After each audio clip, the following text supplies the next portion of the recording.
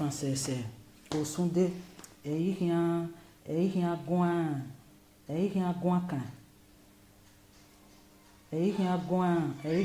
kan because we no isu ni mane iwie Nigeria na mostly mane iwie do mapa or la Facebook mapa or social media no wati o me la Facebook de ou pa kana on a first time ni ya because we na do to agbe e no say na la o we français na osunde na yon sun a do e ki no do na yon sun no lo pe a no won ho ya mi ho e 1 million we wagbon na owe 1 million ni a me half of it no lo ye ke o pe anu won ho ne no lo ye ke o pe anu won ho ine so no oge français na do wado ivava oranyo no ya wa mawe ne me ya so no wa mawe no ya de na ewe yin we so no ka be bia no pe no ka won ho ne ama wo ya wo ho na pe na wo ho na for years in gire good things in separate ne da do live yo why ewe run de français da do na so live here o why ge no pe wo ho na ro for 4 years in ro wa pa idadore ga lewa ore no pe ai lewa ore no ko ilewa ore no pe no ko o igbalepo o vi arie e caf ne demarkiti ekela o ya vi oyo we no pe na vi mi yin epo na rudo mu ebo yin epo irebo o pe na ya mu yen irebo o pe na ya o ya mu yen so oti pia oti huwe ni ado areke no pe na tan ebo yiwe o wa ni agbaje wa wo ho na ti wa kamuwa o ho na we kamuwa se we o pe na ho o pe na raje ige government na mu wane o pe na for 6 months abi 7 months ona aro akedomi government do gbe do gwa lo wane o pe na do aro wa ma be nezo ya sunu we wana emi we e ba mi na sunu e ba divorce paper e divorce paper ni e ba sunu e ba rie no ho na wa no ho na we family no pe abo no wa tie no wa no wa family wa gbo o ho na we kwere Facebook me no jiwo me opa no go wa o de no wa na ri pe e français on da do bien ok debe no ta ye ban wa ma we ori bien e français star ige ate fimi o ho na ati wa no wa do o ho na fi we miku oje okpena no ka wo eki okpia na nwina va na emi we ki ari nwina se kene gbe français ye ni a okona do so la dian we français mi yen odo nu wari na ri ya gona ige mi ni français yurema mi ni français yurema wa ta we 20 years oje na ni ya wo ya yen gbe okay 20 years oje an gbe 40 years are separate no wana we français o gyo hona o pe na we no ri be divorce gie o wo han we na me we se gbe ane for many years 1 year 2 years in hiro e no we concern yan tin ma e finri because a han divorce o take a long time no tan rejo okedo won wa ma nota wa ri abu o pe ana wa ma nebe no hona ala yes wa we eso we tare ma ni no ka tene ne mere no ga wo na mere to mu mi yunu agun a re no ya agun a o mu mi yunu ogun a na we ni ma re voice no o ma we ne mi ya sunu ni me da me wo keke na we de do te o pa keka no we ma ta wo o ma na o ri ebe no hona e ma na ri ebe no hona no ya no hona ya me bebe we dem ma ko kwesi 10 years ne no ya me be ne problème yana ke sunu ne on don ave na ke sunu ri ba na mi ere français ri bien na e ban ri do la dia wo mana ri gegbe ri ba ti e français wa we je français we go nia wa gari e picture momo na wa da bien innocent wa na ri ejo mi anu wo takpa mi anu e wa ya fefe o takpa wa be ge o de o reta o e matata o emeni tani ema nwana we français ige o wa be mi ko o ku no le lo pe ano ka won ho ne wo pe ano lo be ko wo kon ti on de kene abe mi ku je wo de que na bem ku no rije se u nya eva okay oko no ro wodo no ya lo bi eke obo ave wo be lo bi eke man no mu na be BW ona e we big man wife yin hin no ya invite e man ave bi eka no recampi ire no iwe ni temo pa ma wa wi yan ti ere ne no na no we francais no ko no do mo ka bodo mo yun na we francais go we be ku go bi ele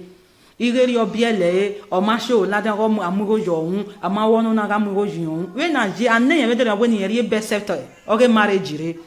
no ya we marriage no ya we introduction or no ya we marriage no ya we a court marriage o ma mi ri la dian etinye be wo yin le wana mi ewe ibata no we gbe bata no woro we no tatu we no we gwalo wa no we amu nyero we ma me no what won ro paro no a no kan explain ma we ma re do time no we no wa wo boya sun no we no ya e di we no wa ya we ko we no wa ya gbepo ba we no wa ma lojo go wa ma gi o ma gi weta okay français rire nia we do mo nya wo e wa ta le me no ma gba uwe boy uwe anybody ne but oka ke ni ma hu fiwe no jozo because wa ma ebe ne ya sunu we oka ke ni wa kan ebe ne ya sunu no wa ke do aboyen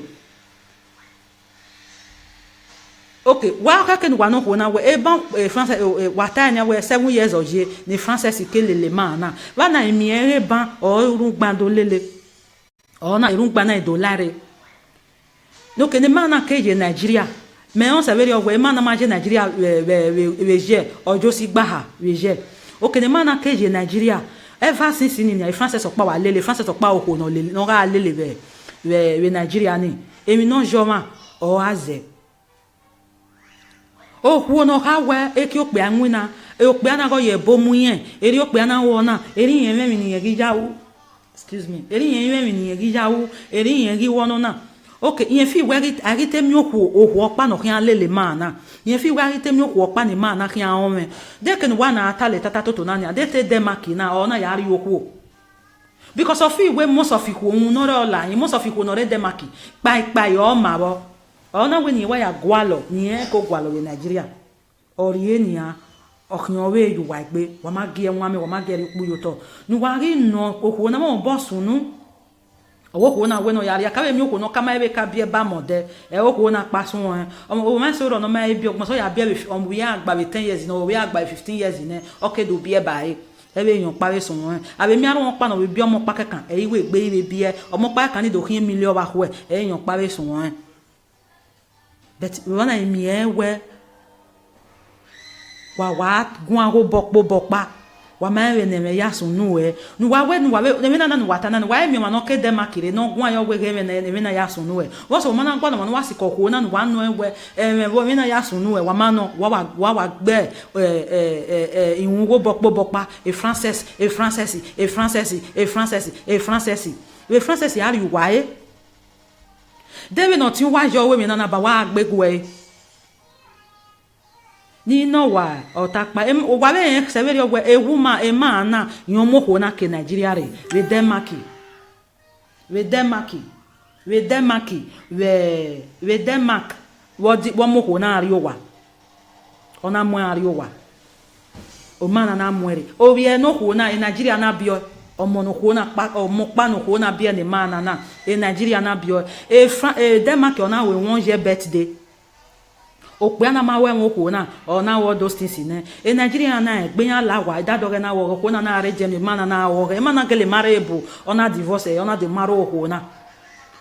okpe mi oku o mani ku most of people me di ma wa je ma won yin me ma we gwa we respect we ne ipe a runda we maybe wa we ma la we bone ma wo pe awe ni mariri mi ma wo na mi we mi wo pa no ke wu wa ma ibe je we awe mi agbon we iga we mi o da awe mi yeke ege no kpanya ya ha we e mana na stop e mana e patient yin e zin gborin yin na fo wa do sun ago e mi ni wa wi pe ai wa so pe ra ri wa e wa ago o kekere ni wa ya ri lu fun kobo wa so iku nebe me nwa no yan ga gbin wo bopa yan ga de because me believe wo we no ko ni we jeri wa weje o ko pa yan ro we o do afin o accuse ko da fin yo o ye bomu yen o pe ye bomu ko abi o ko ye bomu pe a iko da fin tan e bole lo waya iko we ya o pe na o ko na we to o puk morwa o ga gbale to e di pa la fi ma so e o si o ko na o pe na we ko ebu e wa we gwo o suwe we gun we gwegwa o si o pe na no pe na we dori ke gbotin o ko na accuse e se we o lo we come no ma say 5 years e ga no we no ko na mai nwa we ke ni wa ta se na wa ire ke na be mi kuji wo we o pe awon ko ro ne for yes government na we ya mo wa no pe na wo ona yan pay 6 months abi 7 months wo ko na ko efwa o ko na ibe gege ma na me se pe na ye be ri o wa o ye be ari o wa o be ari o wa e ma na ya o ko na gwale we no ya change sign ya e no pe na ga imeke na lawa because of we kan mi o ko we of we kan mi o ko we wa ire ya we gbe ya boyen ne do okay o pe na ona be of sign we ne o pe na be do we a ni e ke wa yun ya yin ya ri un lu fi kobo ni wa yun ye won ko pa mo ya pe tan we won no ya hurun do e ope apa e ke na ro tagbon na ya wi e eri o be yo ko no ope na hurun do ko pa o mi so ko iko ya fe no ri mo se fo be bagbon na iko e do mo se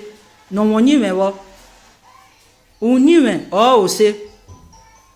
uni me o wa o se maga ila we bone emi ne sunu we wi ma emi ni ma ti wo pe we wi ma imani ko ga wi pe aye maga wi pe aye aga wi pe aye o ye na me wi eri ma bi ji ma o e president ime nwa we ra me bi ji me o wa jo wo ke ra me gu e era me gun gi je me gu era me gun abeti mama gbe nya pe awe na gbo ye na me ogun wa ja ogun wa di mo pe ani hin o pe aga do wu emi no ma ga wo owu emi no se no ko na ni we ni ka mu wa mi kere ni wa o ni wa ta mu wa na emi no se no ko na so na ohona igba ne oda fon eri eji nwina inwina na so 8 o'clock abi 9 o'clock ohona ya so nwina be 11 o'clock abi 12 o'clock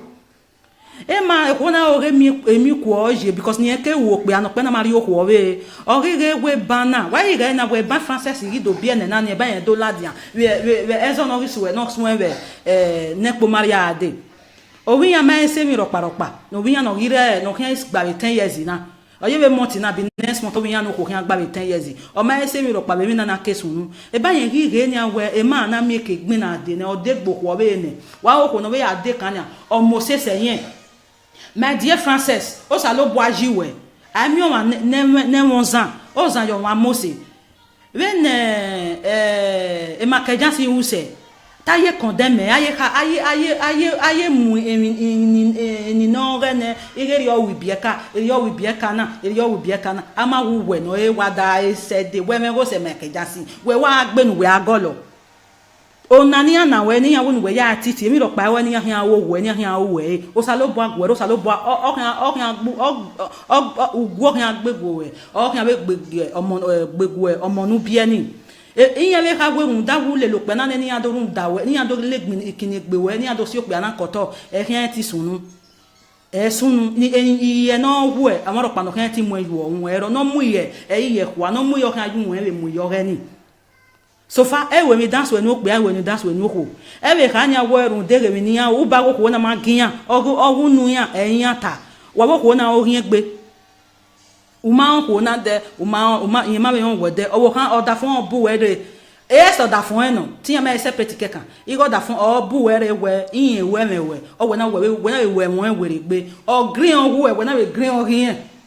o we ni tana français e de zeji yan gin no munu re an gbe ko to e be ru da me o gborun de mi ni yan be tana na no apan ko pe ana e pan kan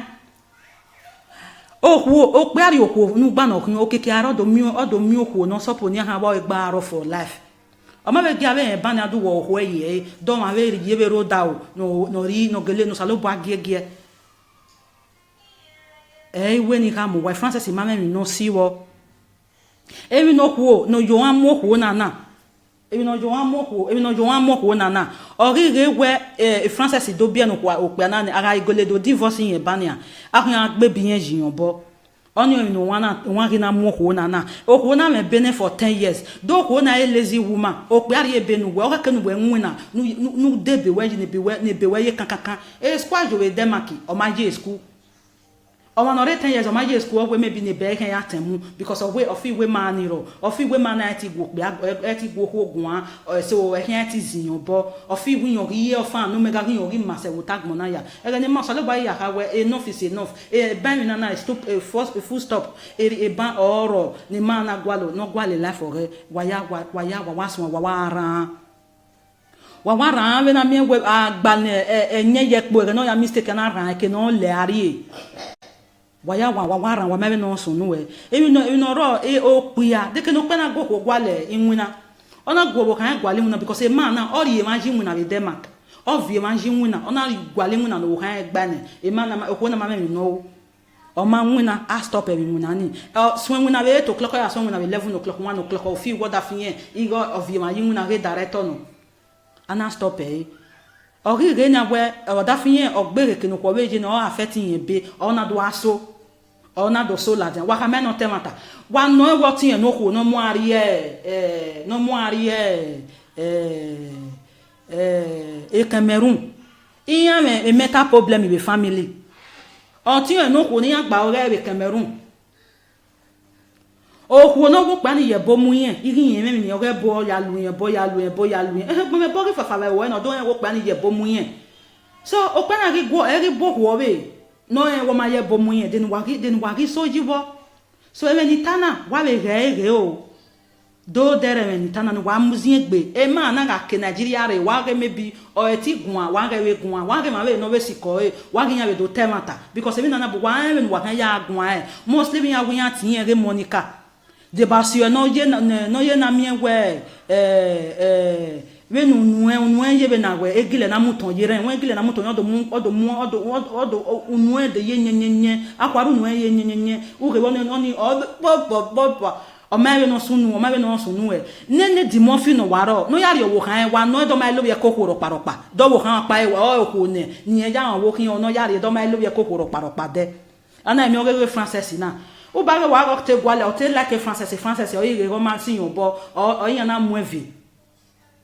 because me ma bere wo ma eme mi ya sunu e wa condemn mo my dear sister française o ma eme e film e na enwe kenya no gide against we no wo ate film wen ya he wen ya ya tu wen ya re e yan pa o re film we e yan pa de film we e film nu je e yan pa emi ni kan ye we gbeta ma we e ka ni awe ge mi no sunu o ba ko na o ma giyan o ri obiyan e yan ta o ko na gera o se we gera iju e gera otun e we mi dan we su ni ne o ga we su ni we ne ga we si we gbe e kenu gana lerun no mo no bia no we a lerun ne o mo no da fun me because definitely o mo na no bia na o we ri we no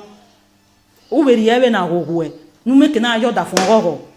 o dona bie ona ka bi okeri wo be o ko ni na mada ho o money e wo no kwa o gwo pe ani o ko o pe na ka bie o wo kan o mo ni me dori o bi e na ge o bi e ri yan bi o ko ni o pe ani o fi de bede ye je upore ondo nyon upore ka bodo po lose upono ono te ono gbe wa gbodo o be ye o ye gbo no so ni o go no kwa no e progress yo gwo pe ani utoma gmora bo go pe ani e oni kama we français ona we ni oni kama we my dear sister a lerun yo wo un e ke una lerun yo wo e o we lerun yo o ho ne odo no we e Monica no waro no wa okuku e no ro we na gwana ni wa gwi wa neme wa ye kene oro bo we Monica la o waro pa me right wa ya neyen wo se ne Monica na ri wonu no ya gwan ye me français woge Monica na we sunu e français we gun ayo a abi wa we ni français we tajo o ke de Monica na ri mu enyan e bien ka file boye o file fie boye Monica e yen me o ne bien ka we a fie boye français we a on dem français ma wo ge we ri onia e Monica wa mu enyan ire obiele yen ri ge fimi yen we yen ire yen na we ri o anwa yen o we ndemi ama we mu e ladian o wa ya mu gbe o mu gbe ya ma o si gbe ya ma we nu we se gbu we ja we comfortable wife we kin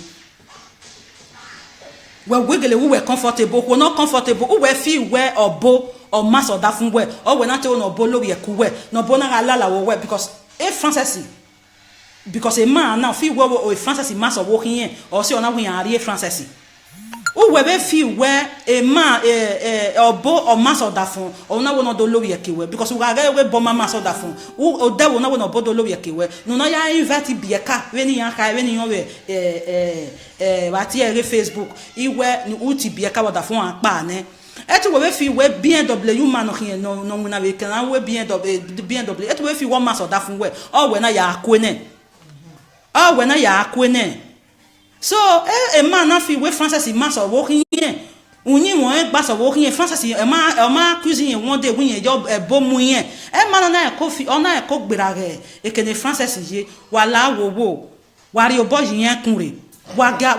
emi na o ma kan wa emi na ma kan we family e man na gwe e man na wo maro ho na wa wore de makina wa ga rewa de no ya gwe sani wo we owo da fun ere yin reba ana emi wa mu mi na nyauna mame no wa gun ani wa dawe o e no so bo we bo do pe akun ko kin o ma mi na ya gi we unu wari obi o kan mo na da bi o me kwese unu wari ye yupa dede aga eri ari obi wa yupa dede we unu wari obi o kan ye o nana a o wa ama ye ku wa ama o abo mame no vie bi wa we u pe we nu wari o mo no wa da de na yu pe wa we mi Francis ga ka o wa au wa ma ye ku wa ma o Francis ma ka u wa ere mo na ma ka u wa wana wa wi bi ka na no salo ba kan ya ha mi wa o hian se when e Monica we no bo we na Monica se we bo na de kana na so ni bi de kana vie picture bi na vie e Facebook ana wi bi ba ana mi wari e picture o mo na wa da bi innocent person o bo kana wa ti e picture Francis wa ti ye jo because wa the Francis we gbe ala wa we no we gbe kin star neka no ma kan on ni o ya agwa le no ya mie e film no je no make na ya on wa me to wa kan we ya tin Francis my dear sister tin han ya ton we mu ara u po carrière ba de ge gba bi gba senu ri ba de e dan we kan we ni me je ona o wa yi me ma ona we gbe yi me mo se o ya ona we gbe yi me ye bolozo because e dan we kan dan we ozan a dan we ozan a we le lozan giyan wa zan we. So when the morphin nyon se when ya wo we owo kan ti on dar won pa no ri picture ere de won no picture bi e bare the morphin ana we kian sunu o ma we de ya ma we so anything wa ri egbu wa ri picture mojo wa ri vie picture me ma be blame me ma o e ma no vie picture ye e picture mojo e Facebook no e picture mo na bie na ri Facebook because won ma me wu we o ti me wu we because e ma bugbe ne no wa e dan awe ma ni gbosa lo boa e ma ni gbosa lo boa ye ragbon na e jo rian iyen yon rian e sapa owo di rian mi dan bi mi dan emi si bi abi emi si na ni emi ko wa bi ele mi ko na emi no bi emi ko why we no kan ido ya ma ma o understand even mi ge bi an pa ban ra hamu we unyi mi ju o mo ma ri unyi mi je do ri unyi mi no kan ri yon he to do ri unyi mi ju a yon he to do ri karata ri ju a ijo ma gbo ma ijo ma ka de azen ma gbe ju ijo ma khian ma ka ama be yon we me bi iga zen ju khin eri owo no na ave mi ko ne be won ni me o kwe soro awe me unyi me e problem ero ni o ko ne won ni me so fa no bi e gari bunyi mi je we ti an wu nyi me ni ju wa gege mo fi obo were yebo my dear sister na me ni oni wata mawe o ma me ma we igwe ni do teme twin na mawe emi no so no di mo fi no ro ne no wuyon di mo fi no ro wuyon owo kan we ire ni a o ma so ro na we we travel is a part of education a travel is part of foolishness ri no nu wa ri wa no nu wa eme na tana mo di mo fi we owo kun we do we be bielele yi o e be bie we be biele yi o we no ma efe o se gbe mi ya kan we ga fe la jan wa ko we no ye di mo fi o si eti ye di on si eti ye di an o ma mi no owo wo nenemi president nenemi me ma no mo we nenemi president o ma no wa we Facebook no ma ka win your president o ma ka win your governor we na ga nenemi Facebook president no abi social nenemi president yan wu kin we bi agbere yin wo awa be abiene abi emi na me gu abi agbe yegbe owo wa nyon we gbe yegbe we ri bi we do kama be gwe ma be ti we gwe gwan we be review we nu we obi we ni nu we be re nu we we ibi me be nwa de ne ibi wa sebi na ejo to ave mi danu wa na ibi wa pe o wa ejo to anybody no we mi si ibi e iya mi e wo da o ma no we mi dan ibi e hin aba e wo da o wa mi ma so lo na awo ewe bo na o wa mi jobo o he wa mi emi ne ka o be wo da o emi no manera bi je ka o wo da o do adekun e we bo o ma no emi we mi dan dekun e we because emi ne ra bi je wo yo to e bi e be do ami e wo da o ni because eni mi dan na be adekun yan e di mofi e kosi owo kan ti we tu ye di mofi ri ovan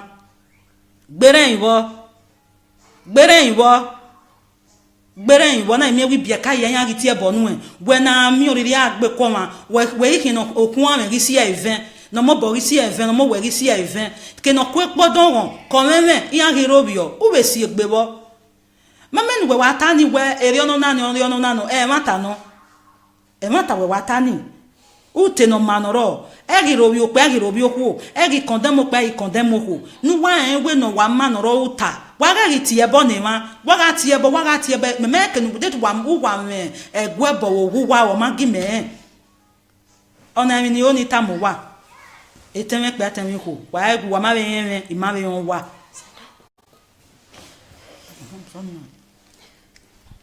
okay o wa bye o one love.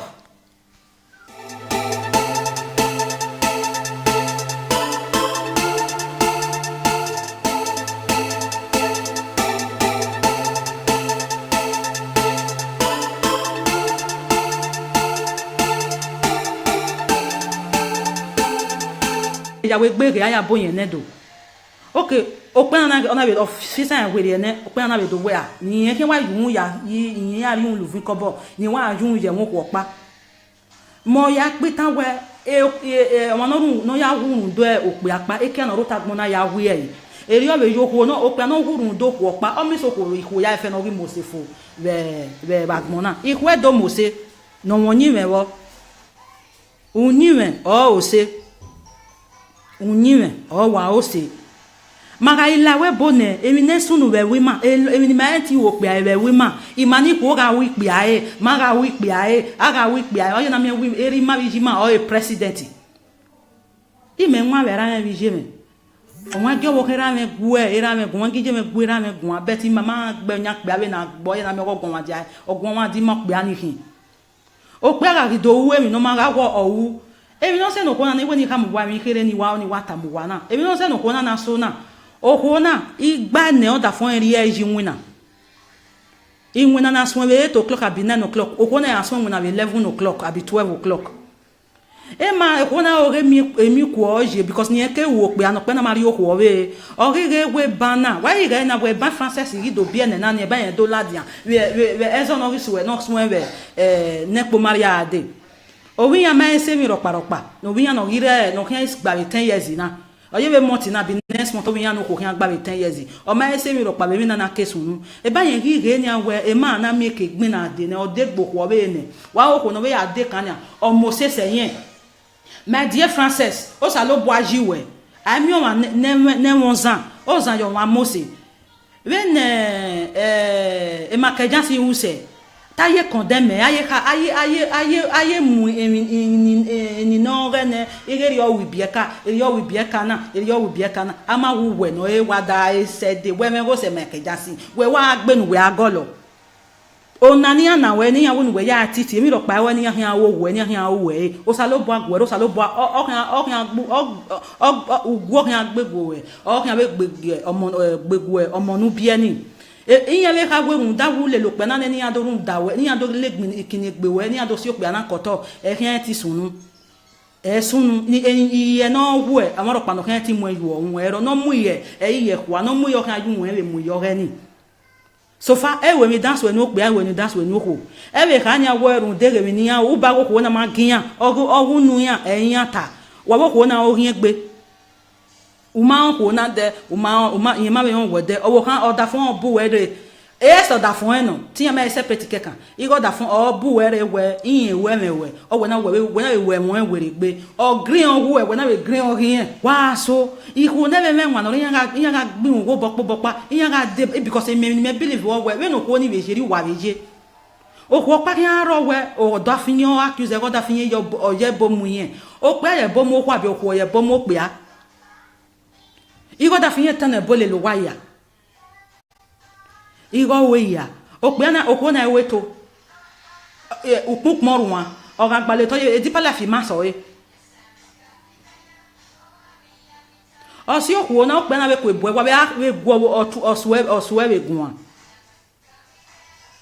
we gwa o si okpiana no okpiana we dori eke gbotin okwo na accuse ese we o lobi e come no ma say 5 years e ga no we no ko na ma enwa we ke ni wa ta se na na wa ire ke na be mi kuji we okpe awon ko ro ne for yes government na we amo one okpe na wo ona yan pay 6 months abi 7 months wo ko na ko efwa o ko na ibe gege ma na me se okpe na ye be ri owa o ye be ari owa o be ari owa e ma na ya o ko na gwale we no ya change sign ya e no okpe na ge make na lawa because of we kan mi okwo we of we kan mi okwo we why ge ya we gbe ge ya bo yen ne do okay okpe na ona be officer en we ne okpe na be do we a ni yen ke wa yun ya yin ya ri un lu fi kobo ni wa yun ye won ko pa mo ya pe tan we ọmọ no ya hurun do e okpe apa e ke na ro tagbon na ya we e eri o be yo ko no okpe na hurun do ko pa o mi so ko iko ya fe no wi mo se fo be bagbon na iko e do mo se no won yin me wo unyin me o se unyin me o wa o se maga ila we bone emi ne sunu we we ma emi ni ma ti wo pe we we ma imani ko ga wi pe aye maga wi pe aye aga wi pe aye o na me wi eri ma bi ma o e president ime nwa we ra me bi je me o wa jo wo kera me gu e era me gu wa gije me gu era me gu abeti mama gbe nya pe awe na gbo ye na me gogon wa dia ogun wa di mo pe ani hin o pe aga do wu emi no ma ga wo owu emi no se no ko na ni we ni ka mu wa mi kere ni wa o ni wa ta mu wa na emi no se no ko na so na okona igba ne o da fon eri eji nwina inwina na so we 8 o'clock abi 9 o'clock okona ya so nwina be 11 o'clock abi 12 o'clock e ma okona o re mi emi ku oje because ni eke wo pe ano pe na mari o ko we o re we bana wa ire na we ban français ri do bien na ni e ban yen do ladian we ezo no risu we no so we ne po maria ade o wi ya ma ese mi ropa no wi ya no ire no kan gba 10 years na oye be monti na bi next month we yan no ko kan gba be 10 years o ma ese mi ro pa be mi na case unu e ba yen ri re ni awe e ma na mi ke gbin na de ne o de gbo ko be ne wa o ko no we ya de kan ya o mo se se yen my dear Frances o sa lo bo aji we ami o ma ne won zan o zan yo no wan ri na mo ko na o ko na me bene for 10 years do ko na a lazy woman o pe ari e be nu we o ka nu we nwina nu de be we ni be we ye kankan e squad we demaki o ma je school o ma no re 10 years o ma je school we maybe ni be kan ya temu because of we of we man ro of we man na ti go pe ti go ko gun so we kan ti ziyan bo of we yan ri e fan no mega yan ri ma se wo tag mo na ya e ni ma so le ba ya ka we enough is enough e ban mi na stop full stop e ban oro ni ma na gwalo no gwale life ore wa so wa ran wa ran we na mi we agba enye ye po re no ya mistake na ran ke no le ari waya wa ran wa me no so nu we emi no ro e o pia de ke no pe na go ko gwale inwina ona go bo kan gwale inwina because e man na ori e ma ji inwina be Denmark of e ma ji inwina ona gwale inwina no kan gba ne e man na ko na ma me no o ma inwina a stop e inwina ni so inwina be 8 o'clock ya so inwina be 11 o'clock 1 o'clock o fi what da fin e go of e ma ji inwina re director no ana stop e ori re na we o da fin o gbere ke no ko we je no affect yin be ona do aso ona do so la den wa ka me no temata wa no wo tin no ko no mo ari e Cameroon iya me e meta problem be family o tin no ko ni agba ore be Cameroon o ko no go pa ni ye bo mu yen iri yen me ni ore bo ya lu yen bo me bo ri fafa we no do yen go pa ni ye bo mu yen so o pa na ri go e ri bo wo we no e wo ma ye bo mu yen den wa ri so jiwo so e ni tana wa be re o do dere men tana no wa muzin gbe e ma na ga ke Nigeria re wa ge maybe o eti gun wa ge we gun wa ge ma we no we siko e wa ge ya we do temata because e na bo wa we no wa kan ya gun e mostly we ya gun ya tin e Monica de basio no ye na mi we we nu ye be na we egile na muton ye ren we egile na muton odo nu de ye nyenyenye akwaru nu ye nyenyenye u ge woni oni o ma we no sunu e nene di mo fi no waro no yari owo kan wa no do ma lo ye kokoro paropa do wo kan pa e wa o ko ne ni e ja wo kin o no yari do ma lo ye kokoro paropa de ana mi o ge français na o ba ge wa o te gwale o te la ke français o ye roman si yon bo o yan na moins vie because me ma bege wo ma me mi ya sunu e wa condemn mo my dear sister française o ma e film e na enwe Kenya no gide against we no go ate film winya he weni ya tu weni ya ga yan pa o re film we yan pa de film we e film nuje e yan pa e mi ni kan ye we gbeta ma we e ka ni we ge mi no sunu o ba ko na o ma giyan no wa okuku e no ro we na gwana ni wa neme wa ye kene o bo we Monica la o wa ro pa me right wa ya neyen wo se ne Monica na ri wonu no ya gwan ye me française woge Monica na be sunu e français iwe gun ayo a abi wa be ni français iwe tajo o ke de Monica na ri mu enyaun e bie ka file boye e file fie boye Monica e yen me o na bie ka be afie boye français o ya on dem français ma wo ge we ri onia e Monica wa mu enyaun ige obiele yen ige e fimi yen we yen ige yen na we ri o ala yen o we ni mi ama be mu e ladia o wa ya mu gbe o mu gbe ya ma o si gbe ya ma we nu we se gbu we ja we comfortable wife we kin we gele we comfortable we not comfortable we feel we obo o mass of that fun we o we na te no bo lori eku we no bo na ala we because e français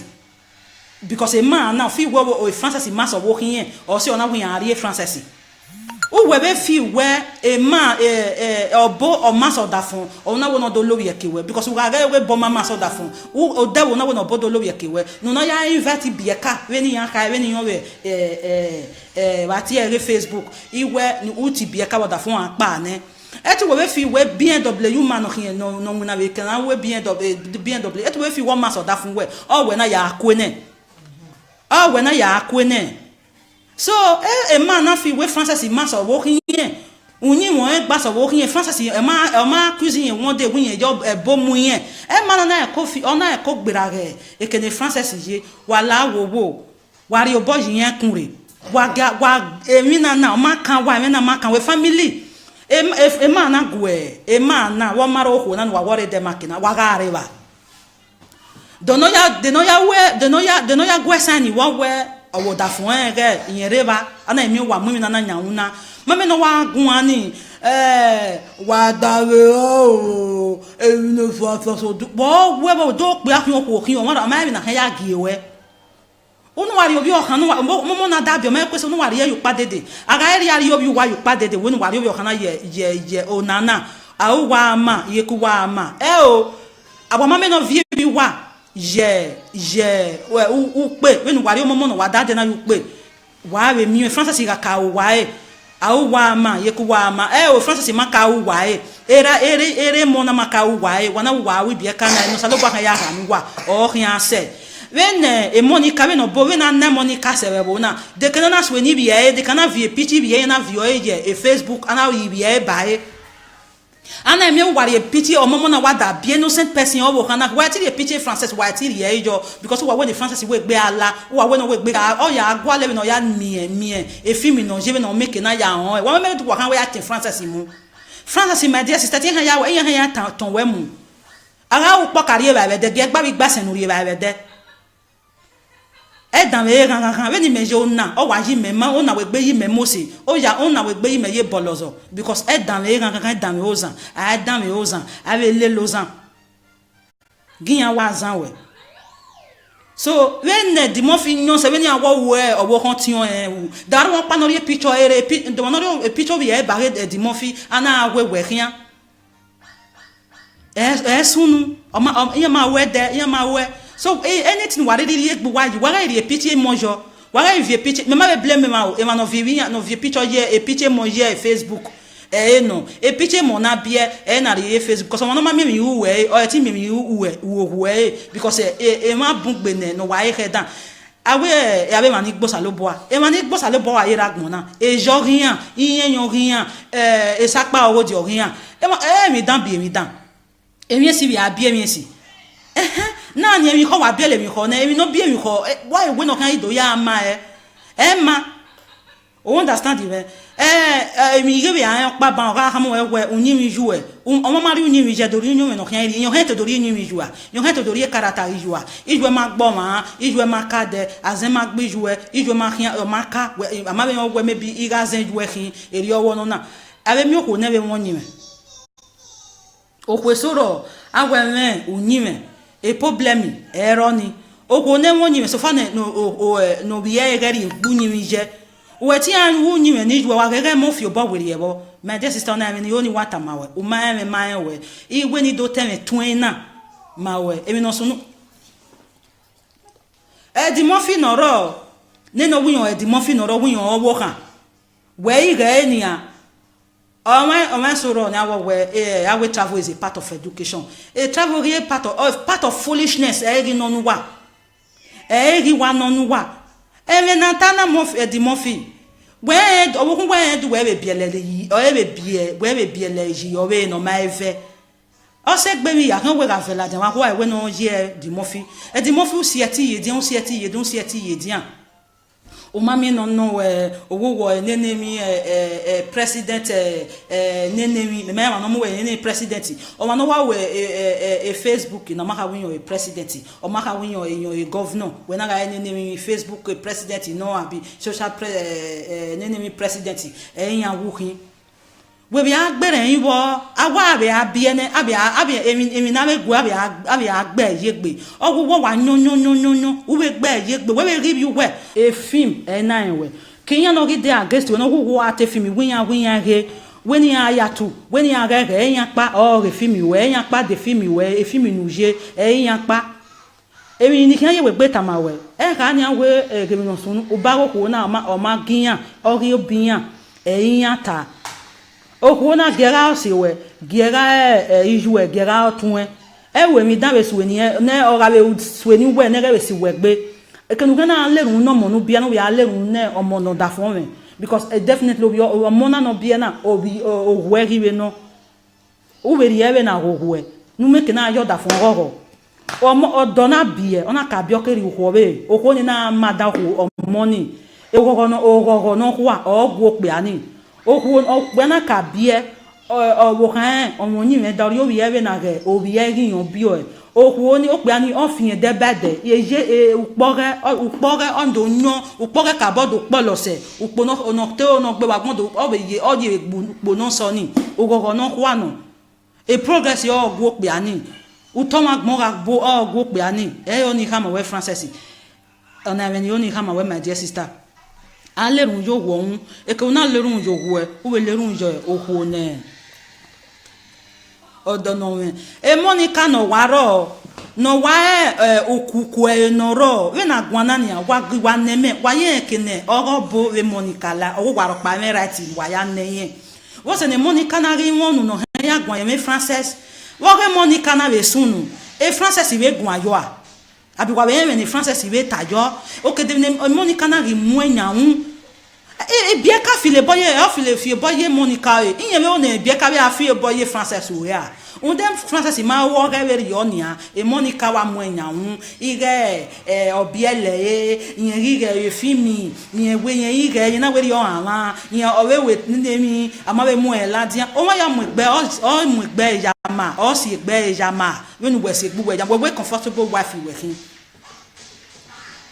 we gele we comfortable we not comfortable we feel we obo or mass or da fun we or we na te no bo lori eku we no bo na ala we because a français because a man now feel we o français mass or working here or say ona we are français ou we fi we e ma obo o maso da fon o na wono do lori ekewe because we ga we bo mama so da fon o de wono wono bo do lori ekewe no na ya invite bieka we ni yan ka we ni yon we wa ti ere Facebook iwe ni uti bieka wa da fon apa ne et we fi we BMW man no na we kan we BMW et we fi wo maso da fon we o we na ya akwene so e man na fi we Francis maso wo